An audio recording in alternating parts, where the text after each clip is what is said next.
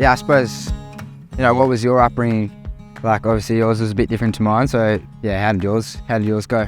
Yeah, so obviously my mum's not Indigenous and my dad's Indigenous, and he's from WA, so Fitzroy Crossing. Well, he's from Horse Creek, but his mum's from Fitzroy Crossing, and he grew up, me and my siblings, in Fitzroy Crossing. So for those that don't know where that is, it's about 4 hours inland, or 3.5, 4 hours inland from Broome.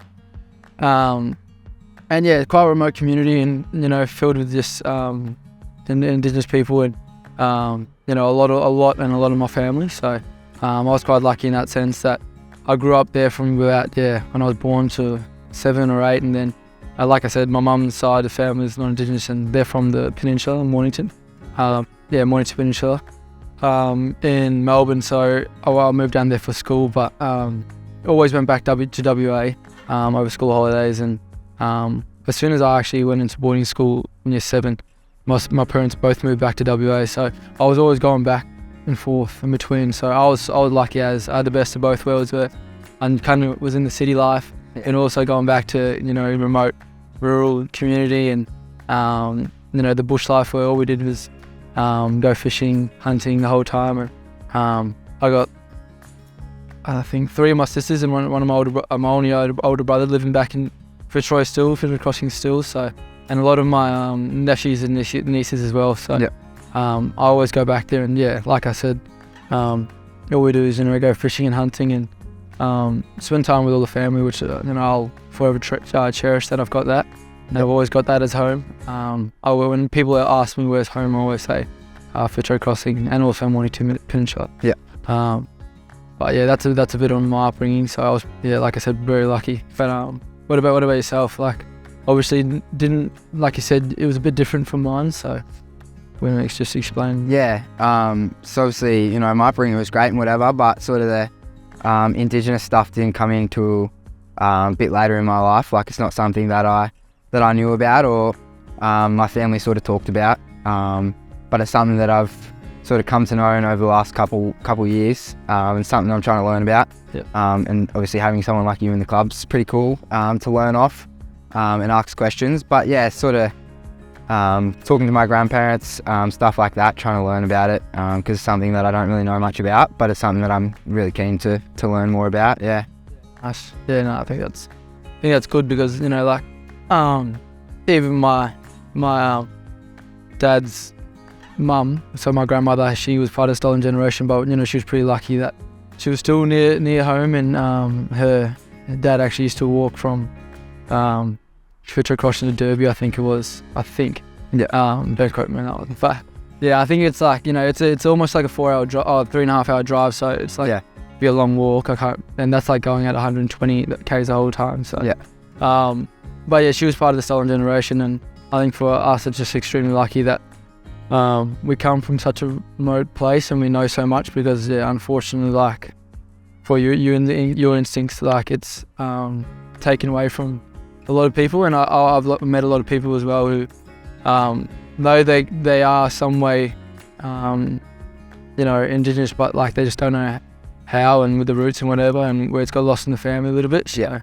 I always encourage people that even if you're as fair skin as me or yourself, or as dark as you can be, just embrace your Indigenous side and try and get to know it as much as possible, because we are one of the oldest living cultures in the world, and something we should all be extremely proud to be. 100%. No, I think it's pretty cool having someone as yourself that knows so much about it. Having you around in the club, probably something I haven't done as much as I want to, but asking you questions and really start to learn about it. But I think it's really cool. For sure.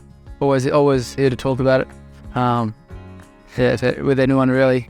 I'm like an open book really. So but even when I was at Melbourne, like I've mentioned before, I took a few of the boys back up to WA where I'm from, and I think a few boys are already asking to come along this time. So offers there for everyone. Everyone.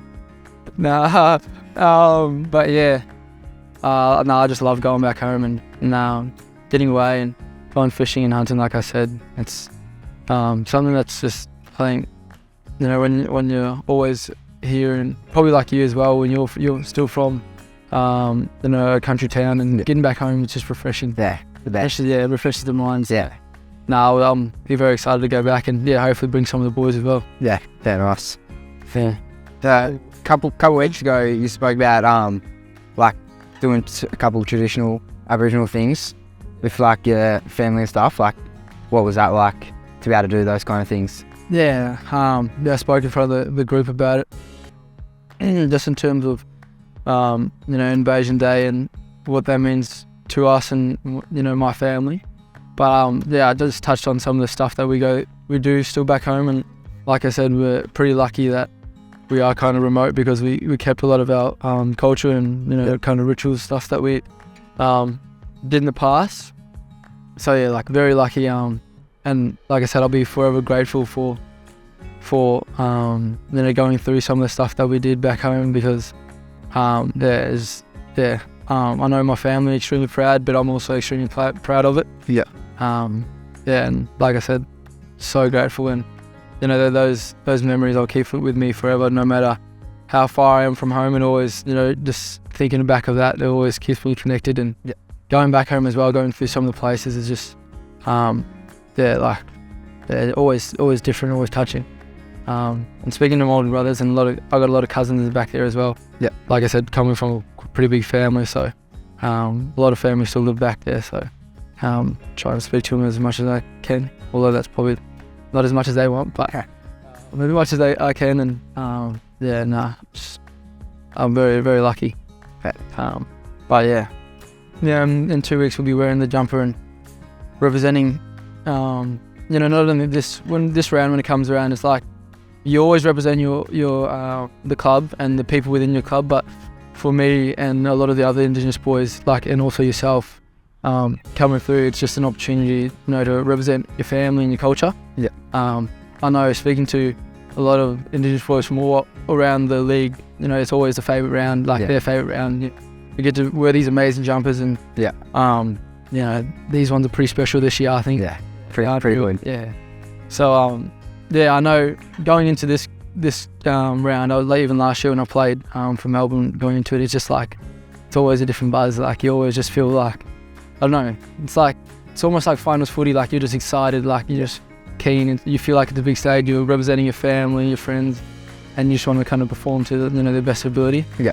And like I said, we get to represent our culture on the biggest stage. So when you get to wear it, because we both get to wear it at some stage, it'll be pretty exciting. Yeah, 100%. Nah, it's something that I'm looking forward to. Being able to go out and represent our culture, wear these pretty cool Guernseys. Something definitely looking forward to. Yeah, exactly. And it's this time of the year, even right now we probably hadn't even spoken about it, but it enables those conversations to be had about, if you don't know much about your identity and your culture, if you've lost it a little bit, but you want to get to know it a little bit more. Yeah. Like I said, it's a great learning as well for everyone in the round. This round enables the conversations to be had and everything like that. So it's a super exciting round, and pretty keen to play in with you. Can't wait. And especially this kit. Yeah, 100%. Best in the comp. Best in the league. Easily.